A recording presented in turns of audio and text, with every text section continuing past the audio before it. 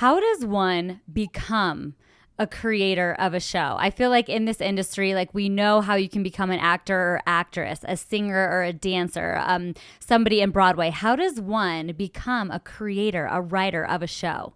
Well, honestly, there's no one way to do it because I took a really non-traditional route. Like I said, I was an assistant at like a talent management company, and then I was an assistant at a reality TV company. So I took a circuitous route. It was hard because a lot of my friends who are now all show running their own shows had a more, I would say, traditional path up, which is, you got a job at a talent agency or a management company as an assistant, or for a showrunner as an assistant, and you eventually want to become a writer's assistant or showrunner's assistant, and then you work your way up into the writer's room that way.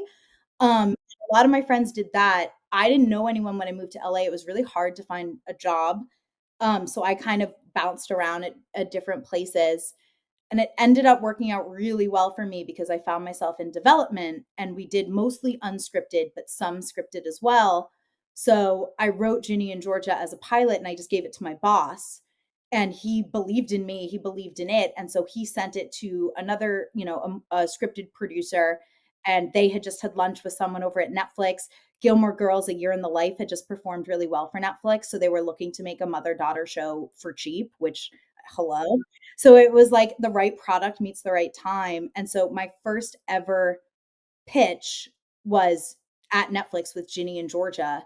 And I left it, and I called, I had an agent through a writing contest. I had not won, but come like seventh place in or something. But I had and so I called my agent, and I was like, the pitch went really well. Like, I think they're gonna buy it. And I remember them being like, okay, like let's manage your expectations, little assistant. And like, but I just knew. I mean, I would say the thing that I had going for me coming up through this more non-traditional route, being an assistant in reality TV, is I had been on so many pitches. Like I had pitched MTH1, like because I'd been, my boss had always taken me with him, so I had pitched all of these non-scripted shows. So I knew how to pitch, and I knew how to tell a story, and it's not that different. So yeah, so I had that going, I guess. But no, it was a really, my mom calls it my 8-year overnight success story.